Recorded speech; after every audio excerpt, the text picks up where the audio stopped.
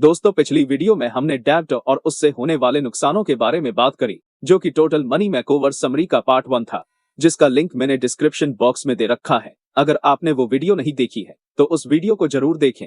कुछ baby steps लेके एक कर्जे से मुक्त जिंदगी जी सकते हैं। तो दोस्तों, मिलिए एक American couple Ben and Jerry से, जो कि इस बारे में बात कर रहे हैं कि उनकी लाइफ किस डायरेक्शन में जा रही है। उन्हें मनी मैनेजमेंट के बारे में कुछ भी पता नहीं है और वो दोनों इसलिए परेशान है कि डेट के कारण उन पे कितना अधिक फाइनेंशियल बोझ बनता जा रहा है। लेकिन अच्छी बात दोनों की ये है कि वे दोनों ही बदलाव चाहते हैं।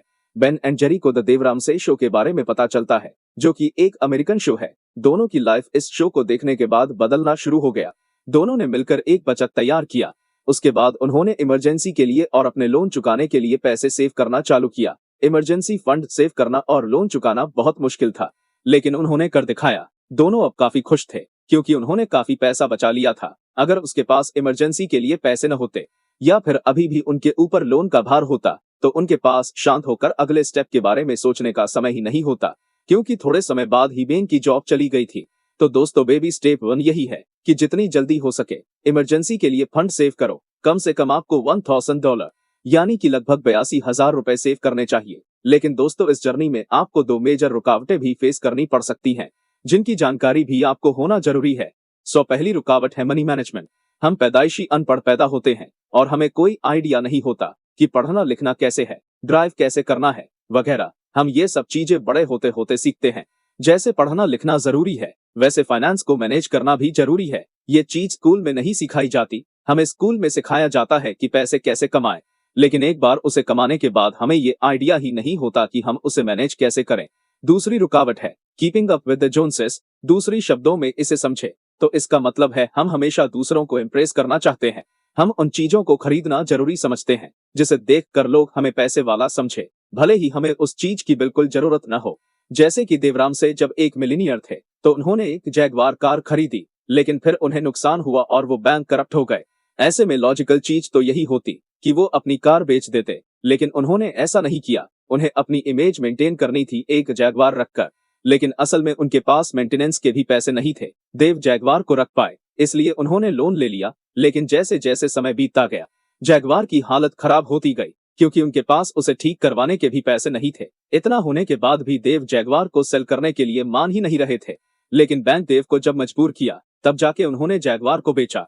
दोस्तों, इस तरह का एटीट्यूड अक्सर इंसान को मुसीबतों में डाल देता है। जब आपके पास खाने तक के पैसे न हो, तब भी अमीर होने की इमेज मेंटेन करना आप पर बहुत भारी पड़ सकता है। दोस्तों, इन दोनों रुकावटों को जब आप पार कर लेंगे, तब आप फर्स्ट बेबी स्टेप से आगे बढ़ जाएंगे और आप नेक्स्ट स्टेप की तरफ चलना शुरू कर सकते हैं, जो है द डेट स्नोबॉल। दोस्तों, जब एक बर्फ के गोले को पहाड़ से नीचे लुढ़काया जाए, तो वो नीचे रोल करते हुए अपने साथ और बर्फ को चिपकाता चलता है, और वो जैसे जैसे आगे बढ़ता है, उसका साइज भी बड़ा होता जाता है, और फाइनल पॉइंट पे पहुंचने तक वो एक बड़ा साइज का स्नोबॉल बन जाता है। दोस्तों, इसे ही कहते हैं द स्नोबॉल इफेक्ट। जब हम छोटी चीज से शुरुआत करते हैं, फिर धीरे धीरे ऐसे छोटे से बड़ी और फिर उससे बड़ी चीज को करते जाते हैं, तो हम जो सबसे बड़ी चीज होती है उसे भी आसानी से कर पाते हैं। दोस्तों, अब हम इसी स्नोबॉल इफेक्ट को अपने लोन चुकाने के लिए इस्तेमाल करेंगे। कैसे? दोस्तों, सबसे पहले अपने सभी लोन्स की एक लिस्ट बनाओ, छोटे बड़े सभी लोन्स की। बस होम लोन को छोड़ के होम लोन पे हम आगे डिस्कस करेंगे। अब जो सबसे छोटा लोन है, उसकी रकम को सबसे पहले चुकाना शुरू करें। आमतौर पे लोग क्या करते हैं कि पहले बड़े लोन को चुकाने का ट्राई करते हैं, लेकिन ये एक रॉन्ग अप्रोच है, क्योंकि कि छोटे लोन को आप जल्दी और आसानी से चुका पाएंगे, जिससे आप में एक मोटिवेशन रहेगी और आपको ऐसा महसूस होगा कि हाँ, मैं कर लूंगा। इसलिए सबसे छोटे से शुरुआत करें और फिर धीरे धीरे आगे बढ़ते जाएं, और बड़े लोन को पैसे सेव करके पूरा चुकाने की कोशिश कभी न करें। ऐसा करने पे लोन पे इंटरेस्ट बढ़ता जाएगा। बेहतर यही है कि आप छोटी छोटी रकम चुकाना शुरू कर दें। ऐसे ही आप अपने सारे लोन चुका सकते हैं। Baby steps number 3, maximise retirement investing. बेन हफ्ते में 4 से 5 बार दौड़ लगाते हैं और वे अपने खाने पीने का अच्छा खासा ध्यान रखते हैं। वे फिजिकली फिट हैं। दूसरी तरफ जोहन हर दिन दौड़ लगाता है और खाने पीने में स्ट्रिक्ट डाइट फॉलो करता है, फिर भी जोहन 25 किलो ओवरवेट है। सोचने की बात यहाँ यह है कि दोनों में फर्क क्या है। फर्क यह है कि बेन ने इसकी शुरुआत पहले की थी। बेन उनमें से आधी चीजें नहीं करते जो जोहन करता है, लेकिन स्टिल बेन जोहन से फिजिकली बेहतर है। क्यों? क्योंकि बेन केवल उसे मेंटेन कर रहे हैं जो उन्होंने पहले हासिल कर लिया है। दोस्तों, पैसे के साथ भी यही बात है। शुरुआत की मेहनत मुश्किल लगती है, लेकिन एक बार जब आप वो पा लेते हो जो आप चाहते हो, उसके बाद लाइफ बहुत आसान हो जाती है, क्योंकि आगे बस आपको उस लाइफस्टाइल को मेंटेन करना होता है जिसे आपने अपनी मेहनत से कमाया है। इसलिए आपको फाइनेंशियली फिट होने की जरूरत है, और इसके लिए आप जितनी जल्दी शुरुआत करें उतना अच्छा होगा। आपको अपनी इनकम में से 20% अपने रिटायरमेंट के लिए सेव करना चाहिए, चाहे जो हो जाए, ये आपको करना ही होगा। रिटायरमेंट का मतलब नहीं होता कि अब आपके पास काफी पैसा जमा हो गया है तो आप सभी कामकाज छोड़ देंगे। इसका मतलब ये है कि अभी आप इतने पैसे कमा लिए हैं कि अब आपको पैसे कमाने की जरूरत नहीं है, और अब आप सिर्फ वही काम करेंगे जिसे आप करना पसंद करते हैं और अपनी लाइफ मजे से जिए। एग्जाम्पल, लोगन एक 65 साल के आदमी है जो शुरुआत से एक गरीब घर में पले बड़े हैं, जहां सारा खर्चा उनकी दादी करती थी। दादी ने लोगन को सिखाया कि उन्हें शुरुआत से पैसे बचाने चाहिए। लोगन की इनकम ज्यादा नहीं थी, लेकिन हर महीने वो 20% अपने रिटायरमेंट के लिए बचाते थे, और वे जब 60 साल के हुए तो उनके पास $1 मिलियन से ज्यादा की सेविंग थी। जिनके पास एक सिंपल सी वर्कशॉप है जिसे उन्होंने खुद बनाया है और उन्हें उसमें वक्त बिताना अच्छा लगता है। अब वे अक्सर अपने वाइफ के साथ महीनों भर के लिए लंबी छुट्टी पर भी जाते हैं। लेकिन दोस्तों, आप सबके मन में ये बात जरूर आई होगी कि 60 साल की एज में रिटायर होके क्या फायदा, क्योंकि जिस एज में हम सबसे ज्यादा एंजॉय करते हैं, यानी कि यंग एज में, वो तो चली गई। दोस्तों, आपकी इस सोच में काफी अच्छा तर्क है, लेकिन एक बार अपने आसपास नजर घुमा के देखिए। कितने ऐसे लोग हैं कि 60 तो क्या इवन 65 साल के होने पर भी घिस रहे हैं, और वे ऐसे ही घिसते रहेंगे जब तक वे जिंदा रहेंगे। इसलिए चाहे बेन लेट रिटायर हुए हैं, फिर भी वे एक एवरेज पर्सन से काफी ज्यादा प्रेरोगेटिव हैं। Baby step number 4, college funding. दोस्तों, आज आप चाहे अनमैरिड हो, लेकिन आगे चल के आप शादी करेंगे और ऑब्वियसली आपके बच्चे भी होंगे। बच्चों के साथ आते हैं खर्चे, उनके पालन पोषण के खर्चे, और सबसे बड़े खर्चे उनके स्टडी के। बच्चों को स्कूल भेजना जरूरी है, लेकिन इतना भी नहीं कि आप अपनी सभी फाइनेंशियल प्लान्स को इसके लिए छोड़ दें और कर्जे में डूब जाएं। कॉलेज का पहला रूल है कि आप केस में पेमेंट करें। दूसरा रूल ये है कि आपके पास जरूरत के जितना केस या कोई स्कॉलरशिप मौजूद हो, सिर्फ और सिर्फ तभी आप अपने बच्चों को कॉलेज में पढ़ा सकते हैं। नहीं तो ज्यादा बेहतर तो ये होगा कि आप उन्हें इंपॉर्टेंट स्किल्स सीखने के लिए प्रेरित कर सकते हैं। एक बहुत ही ज्यादा सुनाई देने वाला मिथ ये है कि डिग्री लेने के लिए आपको लोन लेना चाहिए। यह सच नहीं है। आप समझदारी के साथ सेव करके अपने बच्चों के कॉलेज का खर्चा निकाल सकते हैं। आइए इसे जरा डिटेल्स में समझते हैं। मान के चलिए कि आप अपने बच्चे के लिए 40,000 का सैलरी लेते होंगे, जो कि ईयरली 4,80,000 रुपए होते हैं।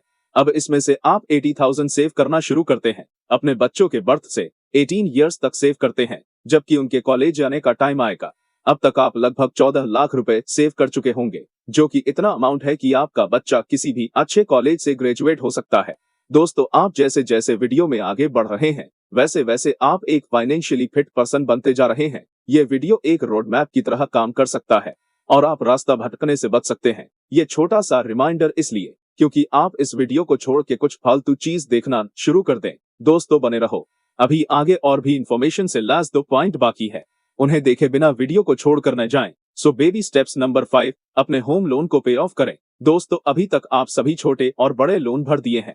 अब जो बचा है वो है आपका होम लोन। होम लोन के बारे में हम एक अलग पॉइंट में इसलिए बात कर रहे हैं क्योंकि होम लोन बहुत बड़ा होता है और लंबे समय के लिए लिया जाता है। होम लोन चुकाने का बेहतरीन तरीका है, जिसे हम एक एग्जाम्पल के साथ समझेंगे।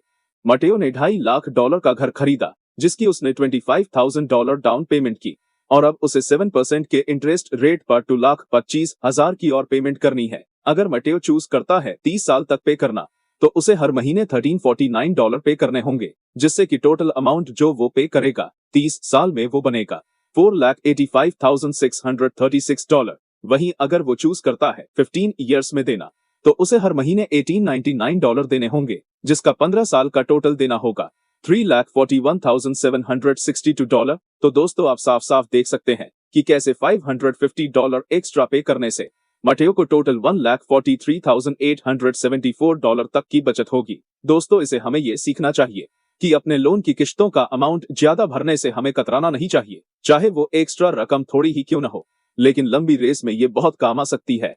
Baby step number 6, build wealth like crazy. इतना सब करने के बाद आप 2% में आ गए होंगे। आप डेट फ्री हैं, आपने अपने घर के पैसे भर दिए हैं, कार की कोई पेमेंट पेंडिंग नहीं है, अपने बच्चों के लिए कॉलेज और अपने रिटायर के लिए आपने पैसे बचा लिए हैं, और आपके पास इमरजेंसी फंड भी है। बहुत अच्छे, लेकिन आपको ये भी याद रखना होगा कि ये टोटल मनी मेकओवर भला शुरू क्यों किया था? ऑब्वियसली अमीर बनने के लिए, है ना? तो 40 सालों तक कड़ी मेहनत करने के बाद आपने $20 मिलियन सेव कर ली। तो अब आप इसका क्या करेंगे? अब अगला स्टेप क्या? दोस्तों, पैसा 3 चीजों के लिए इस्तेमाल होता है। नंबर 1 एंजॉय करने के लिए, नंबर 2 इन्वेस्टमेंट करने के लिए, नंबर 3 दूसरों की मदद करने के लिए। आपको इसे इस तरह से यूज करना चाहिए। पहले एंजॉय कीजिए। एक ब्रांड न्यू BMW खरीदने में कोई बुराई नहीं है, ना ही वेकेशन पर लाखों रुपए खर्च करने में बुराई है। आपने कड़ी मेहनत से इसे कमाया है और खुद के मजे के लिए इसे खर्च करना बिल्कुल भी गलत नहीं है। दूसरा, इन्वेस्ट करिए। इन्वेस्ट इसलिए करिए ताकि जब आप काम नहीं कर रहे हों, तब भी आपका पैसा आपके लिए और पैसे बनाता रहे। डोनेट करिए। गरीबों की मदद करना दुनिया के सभी धर्मों में बताया गया है। दूसरों की मदद करने से आप काफी अच्छा महसूस करेंगे। मजा करना आपको अच्छा लगता है, बट कुछ समय बाद ये भी चला जाएगा। सिर्फ एक चीज है जो आपको हर बार करने पे अच्छा महसूस होगा, और वो है दूसरों की हेल्प करना। तो दोस्तों, अब इस वीडियो को कंक्लूड करते हैं। हमने वीडियो में 6 बेबी स्टेप के बारे में जाना, जिनकी मदद से आप फाइनेंशियली फ्री हो सकते हैं। स्टेप नंबर 1, इमरजेंसी फंड के लिए सबसे पहले सेव करें। स्टेप नंबर 2, डेट स्नोबॉल से अपना सारा कर्ज चुका दें। स्टेप नंबर 3, अपनी सैलरी से 20% अपनी रिटायरमेंट के लिए सेव करें। स्टेप नंबर 4, अपने बच्चों के एजुकेशन के लिए सेव करें जब वो 18 ईयर्स के हो जाएं। स्टेप नंबर 5, अपने घर का लोन बड़ी रकम चुकाकर भर दें। स्टेप नंबर 6, अपने ब्लेसिंग को दूसरों के साथ भी बांटें। तो दोस्तों, फाइनली अगर आप इस समरी के एंड तक पहुंच गए हैं तो कॉन्ग्रेचुलेशंस, क्योंकि ऐसे बहुत कम लोग होते हैं जो नॉलेज के ऊपर टाइम इन्वेस्ट करते हैं। लेकिन वीडियो को छोड़ने से पहले मेरी आपसे एक गुजारिश है कि चैनल को सब्सक्राइब जरूर करें